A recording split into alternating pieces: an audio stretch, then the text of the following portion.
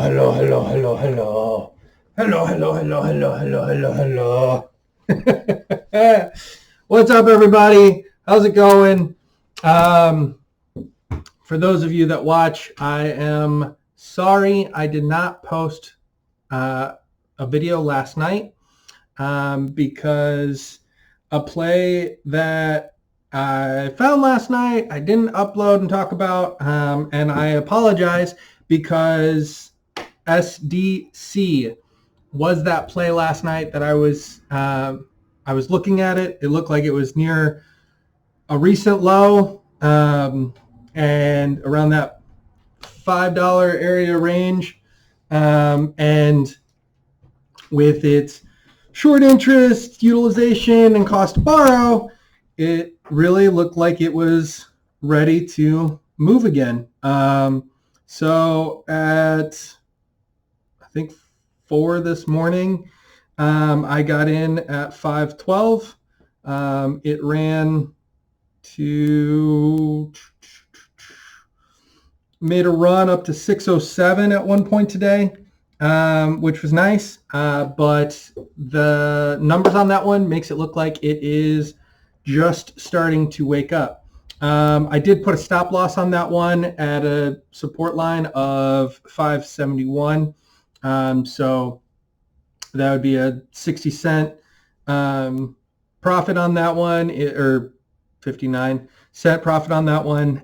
If that one were to come down, just kind of letting everyone know, the previous method that I was using to claw my way back up, that was working really well for me, was I was finding short squeeze potential plays, and I was getting some further out, couple months out, high, decently out of the money call options. And that took a $5,000 portfolio and brought it up to 22K in a month. And then I went way too hard into the SPRT, BBIG, and ATR realm, mostly the SPRT GREE merger, because of the insane short interest. It just seemed like it was even juicier than it was the last time it made a huge run. So put a little bit too much into it, got caught and couldn't get out, and ended up having a lot of that just evaporate. Right now, due to the fact that that portfolio is significantly hurt, I've kind of changed up my my method, or my I guess plan, in what I do with these. What I have been doing now is I've been shifting away from the calls, and getting mostly into just getting the shares of any particular one of these plays at support, setting a stop loss, and just kind of riding them. And then once they start to make some decent momentum and some moves upward, I change the stop loss to a trailing stop loss, and then if I get kicked out, I get kicked out, and know that, hey, that play was profitable because it was already above where I wanted it to be, and it's got a trailing stop loss. So if anything were to shift, then hey, you know what? Success, take it, leave it, run, move on to the next one. Not really getting too caught up in any of these, and I am trying to really keep to controlling the amount of the percentage of my portfolio in each play. Like when the GREE thing happened, I think 30% or 40% of my portfolio was in one single play. And so when that thing absolutely tanks, that hurts significantly. So, but after mentioning all that, let's get into some of the data. Let's see, the FTD threshold items that stand out to me. Like those, that's usually kind of where I start. Kind of look at the threshold list, then look at the Ortex data, and then based on those two things, then look at the chart, see where that's at, and then that whatever looks juiciest to me, I try to bring to you. SDC is that one that it seems to be on my radar because it is recently added to the threshold list. It's 100% utilization, 46.13 short interest, 253.76 cost to borrow. 502 was a recent low. Right now I have it set up where if it breaks 607, I plan on going more in and setting a stop loss at 6. So for those of you that are looking at the chart or looking for a play, that's one that I feel like risking potentially 7 cents for the upside of 824. Was last recent high. I feel like that would be, if it broke 7, I would probably set the trailing stop loss on it.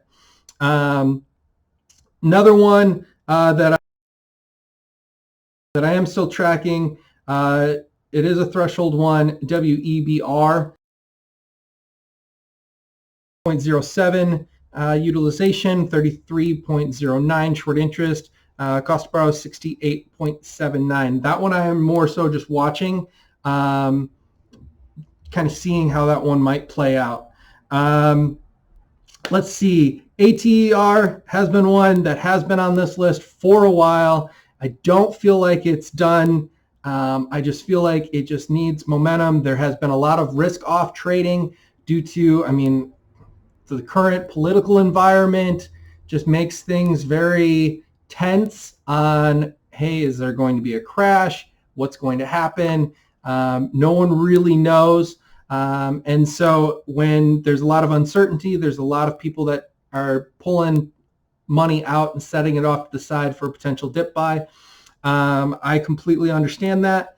Unfortunately, I don't have a lot to pull out to set aside.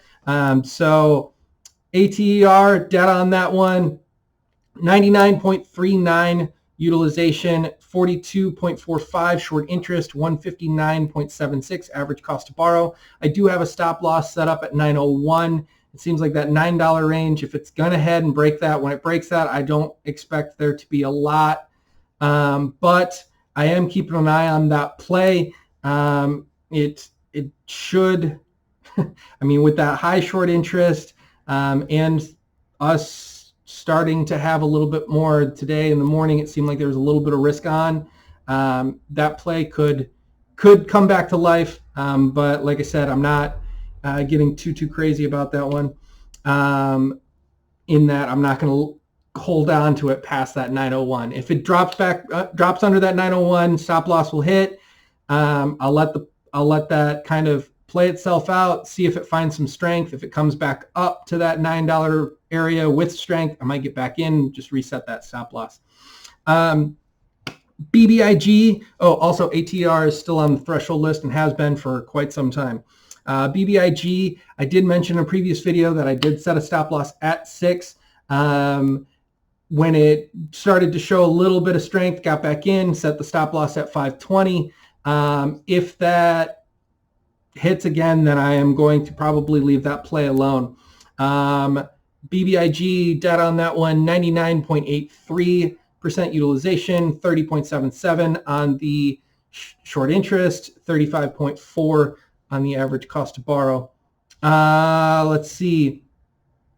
MVST, 100% utilization, 15.45 short interest, 184.21 average cost to borrow. If it breaks 822, I plan on getting in on that play, set a stop loss at 801, and then see where that tracks. If it gets up past that $9 area, I might set that trailing stop loss, and then just kind of let that play itself out. Workhorse, the numbers decent, 100% utilization, 40.46 short interest, 12.42 on the average cost to borrow, but I need to see strength over 7 before I'd really get in on that play. PROG, it's one that I mentioned well before everything went crazy with that one. It is a play that I'm glad I was able to bring to some of people's attention. I was happy to hear that some people made some money on that one. I know it's pulled back. I did get a stop loss triggered on that one at 188. I had a trailing stop loss on that one. I got out of it. When I saw it dip down, I did get a little bit more in. But I am keeping an eye on this one because if it breaks 147, I plan on going more in and then setting the stop loss at 121. If it gets up closer to that $2 range again, I'll probably set that trailing stop loss and let that play just play itself out. The upside of doing this strategy, I feel like it brings a lot of stress and anxiety out of the situation. Once I set a stop loss, I feel a little bit more comfortable that I'm not just going to have that money completely evaporate. It allows me to focus on the fact that there will be another play, and it pulls a little bit more of a hope type situation out of it. And once it does go above a point that I would like it to go, and I set that trailing stop loss, then it takes the idea of trying to time the peak or getting greedy out of it. Like, hey, if that drops below my percentage stop loss, then hey, that's it. We're done. We're going to let that one sit for a day or two at least before even thinking about re-entry. But the data on PROG, 94.88, utilization, 83.51 short interest, which is the highest on this list, and then 87.26 on the average cost to borrow. FFIE is a threshold short play that I have mentioned before. 100% utilization, 17.05 short interest, 313.21 on the average cost to borrow. Everyone that follows me knows that when there is an average cost to borrow over 300%, I'm usually drooling at it. You should know how much I'm drooling about this next one. But with FFIE, I need to see strength at 9. If I do see strength at 9, I plan on going more in and setting that stop loss at 8, probably 850, with the upside of what I think 10, 11, something like that. But just kind of giving you what I'm looking at. The next one that I was just talking about, IRNT, 100% utilization, 8% short interest, 893.95 average cost to borrow. This one, it has had that super high average cost to borrow. Ortex has fluctuated on this one a little bit lately where it doesn't show that. I'm not sure really what's happening there. I did get in a little bit on this around that, I think between that $13, $14 range. I did set a stop loss at 12.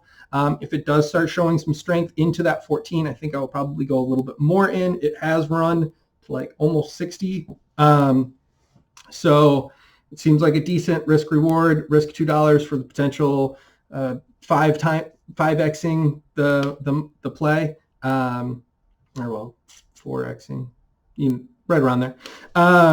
But that is one that I am keeping an eye on. I do have the stop loss set on that one, but I will also set that trailing stop loss if it does start going super high like it did before. BTCM is one that I've mentioned before in previous videos, and I've been holding it, and right now with crypto surging, I'm glad I've been holding it because 99.93% utilization, 15.3 short interest, 303.53 on the average cost to borrow. I did set a stop loss at 841, but this play with crypto surging and this morning it did start to show some strength again.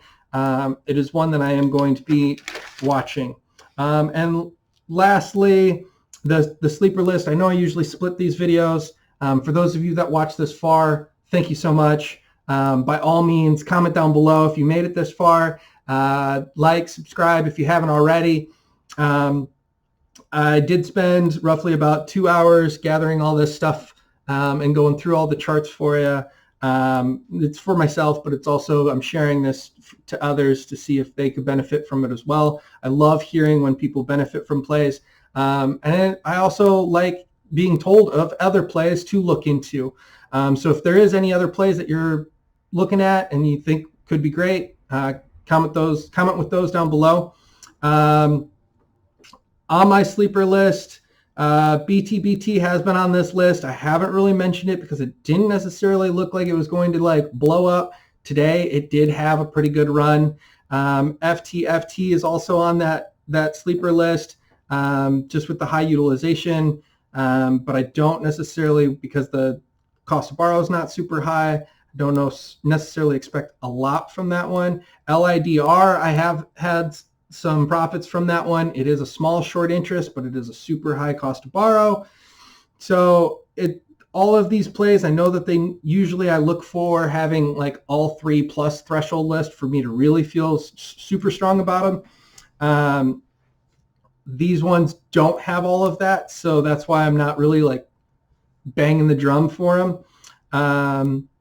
But the one that does have a pretty good setup right now, BLNK, it not only with the potential, not that I expect the infrastructure deal to happen, but if that did happen, this one could make a huge run. This one, along with ChargePoint, made big runs back in March when the whole infrastructure conversation was being had. It very easily could make some movements upward as well. Blink has 100% utilization, 36.03 on the short interest, 19.89 average cost to borrow.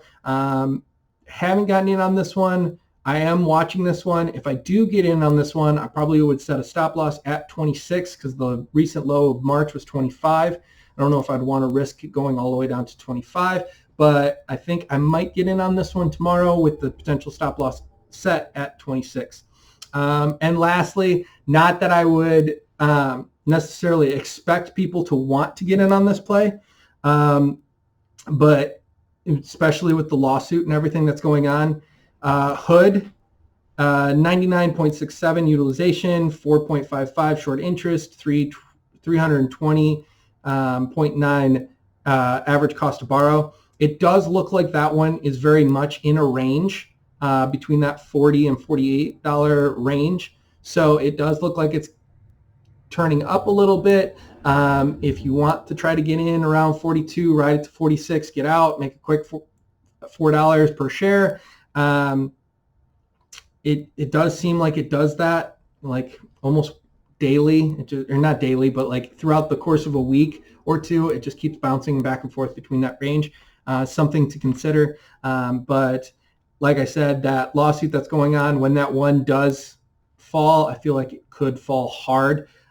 So maybe with that play, when it's around that 48 and it starts to turn downward, maybe you ride that down to 40 because then if the lawsuit does go badly, then if it does drop it, then you can make some profits on that, because it would suck to be getting in on that one around 42 and then trying to ride it up to 46 and then have some court case thing happen and then it just totally falls. Because I know that there's also the whole payment for order flow conversation that keeps coming up, and that being banned and that being one of their huge areas of revenue.